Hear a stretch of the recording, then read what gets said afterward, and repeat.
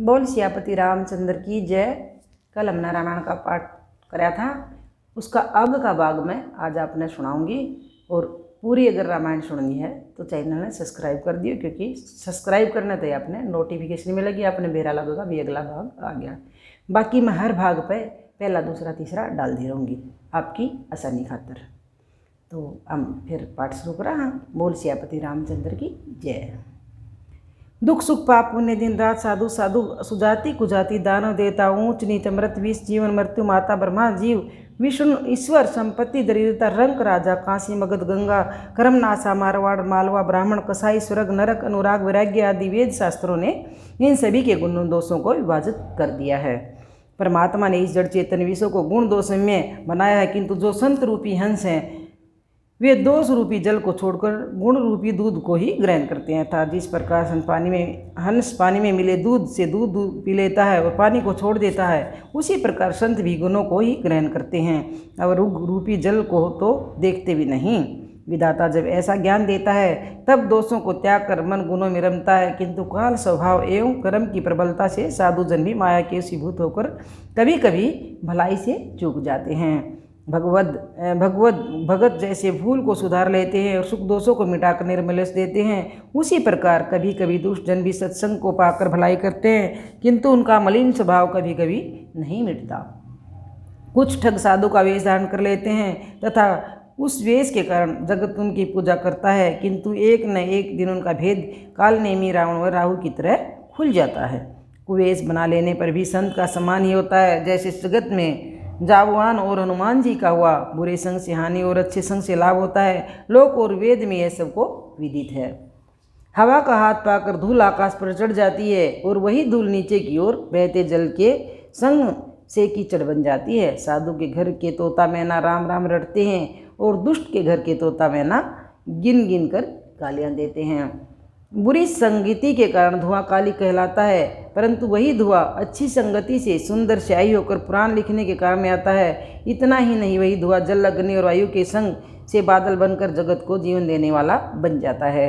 ग्रह औषधि जलवायु और वस्त्र आदि की कुयोग और सुयोग पाकर संसार में बुरे और भले हो जाते हैं। इस बात को तो चतुर एवं विचारशील पुरुष ही जान पाते हैं। माह के दोनों पक्षों में उजाला और अंधेरा समान ही रहता, परंतु विधाता ने इनके नाम में भेद कर दिया। एक पक्ष को चंद्रमा को बढ़ाने और दूसरे को घटाने वाला समझकर एक को सुयश और दूसरे को अपयश दे दिया है। जड़ और चेतन संसार में जितने जीव हैं, मैं उन सबको राम में जानकर उनके चरण कमलों को दोनों हाथ जोड़कर नमस्कार करता हूँ, प्रणाम करता हूँ। मैं देवता दैत्य मनुष्य नाग पक्षी प्रेत पितर गंधर्व किन्नर निशाचर सबको प्रणाम करता हूँ। मैं अब ये मुझ पर कृपया करें, ये सब मुझ पर कृपया करें। 84 लाख योनियों में 4 प्रकार के स्वदेज उद्भिज अर्ज जरायुज जीव जल पृथ्वी और आकाश में रहते हैं। उन सब से भरे हुए इस जगत श्री सीताराम में जानकर मैं दोनों हाथों से नमस्कार करता हूँ।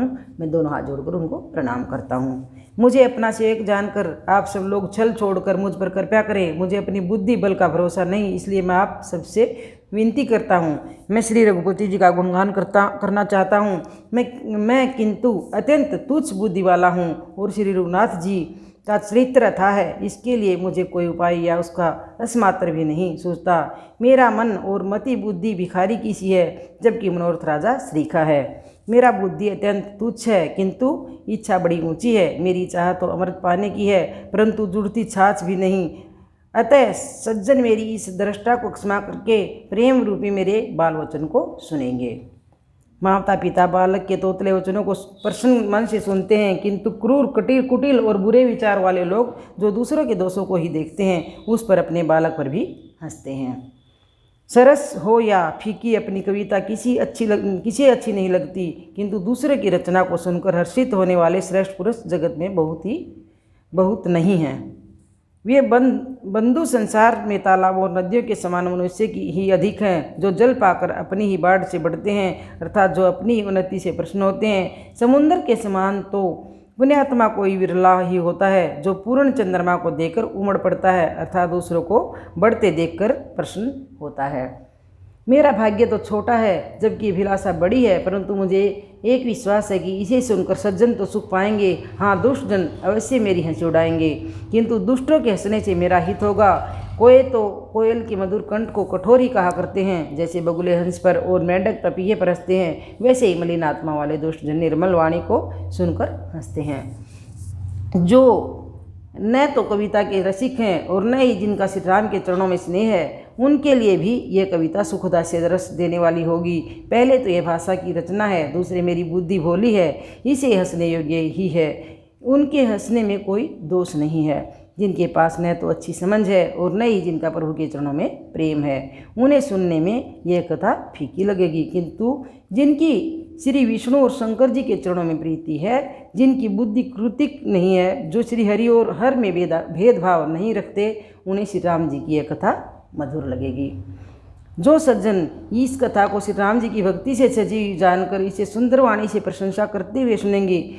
मैं न तो कवि हूँ, न ही वाक्य रचना में प्रवीण हूँ, मैं तो सब कलाओं तथा विद्याओं से रहित हूँ। विविध अक्षर, अर्ध अलंकार, छंद रचना के विधान, भाव और रसों के भेद और कविता के भांति भांति के गुण दोष होते हैं। इनसे काव्य संबंधी किसी भी कला का ज्ञान मुझे नहीं है। मेरे कागज पर लिखकर यह बात मैं सत्य कहता हूँ। मेरी रचना में कोई गुण नहीं है, इसमें केवल एक ही गुण है जो जगत प्रसिद्ध है, उसका ही विचार कर निर्मल ज्ञान वाले प्रबुद्ध व्यक्ति प्रेम पूर्वक इसे सुनेंगे। इसमें श्री रघुपति जी का उद्धार नाम है, जो अत्यंत पावन है, जो वेद पुराणों का सार है, जो कल्याणकारी, जो मंगलों को हरने और मंगल करने वाला है, तथा जिसे भगवान श्री शिव पार्वती सहित सदैव जपते रहते हैं। अच्छे कवि द्वारा रची गई अनूठी कविता भी श्री राम के नाम बिना शोभा नहीं पाती। बिल्कुल वैसे ही जैसे चंद्रमुख वाली सजी संवरी सुंदर नारी वस्त्रों के बिना शोभा नहीं देती। अनाड़ी कवि की कविता को भी राम राम नाम एक एवं यश से अंकित जानकर प्रबुद्धजन आदरपूर्वक कहते हैं और सुनते हैं, क्योंकि संत जन भोरे की भांति गुणग्राहक होते हैं। यद्यपि मेरी इस रचना में कविता का भी एक रस नहीं है, तथापि इसमें ऋषि रघुनाथ जी का प्रताप प्रकट है। मेरे मन में यही भरोसा है, सुगंधि से भला किसने बढ़ाई नहीं पाई। धुआं भी का संग पाकर अपने स्वाभाविक कड़वेपन को छोड़कर अगर की सुगंध हो ग्रहण कर लेता है। मेरी कविता वैसे ही भद्दी है, परंतु इसमें राम कथा रूपी उत्तम वस्तु का वर्णन किया गया है, जो संसार का मंगल करने वाली है। बोलो सियापति रामचंद्र की जय। और अब चलो, तुलसीदास जी कहते हैं कि मेरे द्वारा रचित श्री रघुनाथ जी की यह कथा कलियुग के पापों का नाश करने वाली और सबका कल्याण करने वाली है। मेरी इस भद्दी कविता रूपी नदी की चाल पवित्र गंगा जी की चाल की भांति टेढ़ी है। प्रभु श्री राम जी के स्वेश के संग से यह कविता भी सुरुचिपूर्ण शिव जी के अंग के संग से सुहावनी प्रतीत होती है, तथा स्मरण पात्र से ही मन को पवित्र करने वाली होती है। उसी प्रकार श्री राम जी के यश से मेरी कविता सभी को प्रिय लगेगी। जैसे मलयगिरी के संग से सामान्य लकड़ी चंदन बनकर वंदनीय हो जाती है, तब क्या कोई इसका तुच्छता का विचार करता है। श्यामा गाय के श्यामवर्ण होने पर भी उसका दूध उज्ज्वल और गुणकारी होता है, यही समझकर सभी लोग उसे पीते हैं। इसी तरह ग्राम्य भाषा में होने पर भी श्री सीताराम जी के यश को बुद्धिमान व्यक्ति बड़े मन से गाएंगे और सुनेंगे। मणिक्य और मोती की छवि बहुत सुंदर होती है, किंतु वे हाथी पर्वत सर्प के मस्तक पर वैसे शोभा नहीं पाते जैसे राजमुकुट अथवा नवयुवती के शरीर पर पाते हैं। इसी प्रकार विद्वान जन कहते हैं कि किसी अच्छे कवि की कविता भी उत्पन्न कहीं और होती है और शोभा कहीं अन्यंतर की ही पाती है। भक्ति के कारण ही सरस्वती जी ब्रह्मालोक को छोड़कर मृत्युलोक आ जाती है। सरस्वती जी की दौड़कर आने की है थकावट रामचंद्र रूपी सरोवर में उन्हें स्नान कराए बिना करोड़ों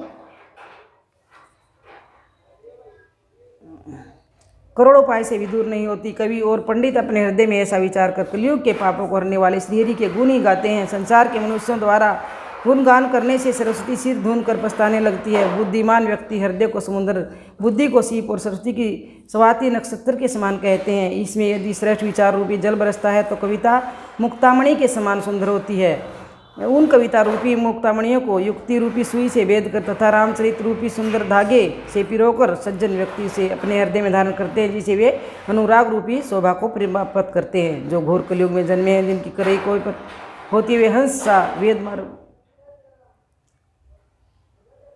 को छोड़कर कुमार्ग पर चलते, जो कपट की मूर्ति और कलयुग के पापों से भाड़े, जो स्वयं को श्री राम भगत कहकर लोगों को ठगते हैं, जो काम क्रोध और धन के दास और दिगादिगी करने वाले हैं, धर्म की झूठी ध्वजा फहराने वाले धंगी और कपटी हैं, ऐसे लोगों में सबसे पहले मेरी गणना है। यदि मैं अपने सभी अवगुणों को कहने लगूं तो कथा बहुत बढ़ जाएगी और मैं पार नहीं पाऊंगा। इसलिए मैंने अपने बहुत कम अवगुणों को वर्णन किया है। बुद्धिमान जन थोड़े में ही समझ लेंगे। मैंने अनेक प्रकार से विनती की है, कोई भी मेरी इस कथा को सुनकर मुझे दोष नहीं देगा। इस पर भी जो लोग शंका करेंगे वे तो मुझसे भी अधिक बुद्धिहीन और मूर्ख होंगे।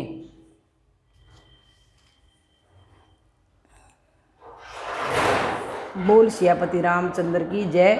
आज मेरा दूसरा दिन था और मैंने इतनी कथा सुनाई है। कल तीसरा दिन है, कल हम आगे की कथा सुनेंगे।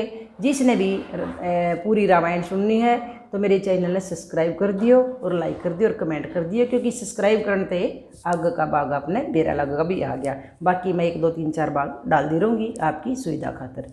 बोल सियापति रामचंद्र की जय।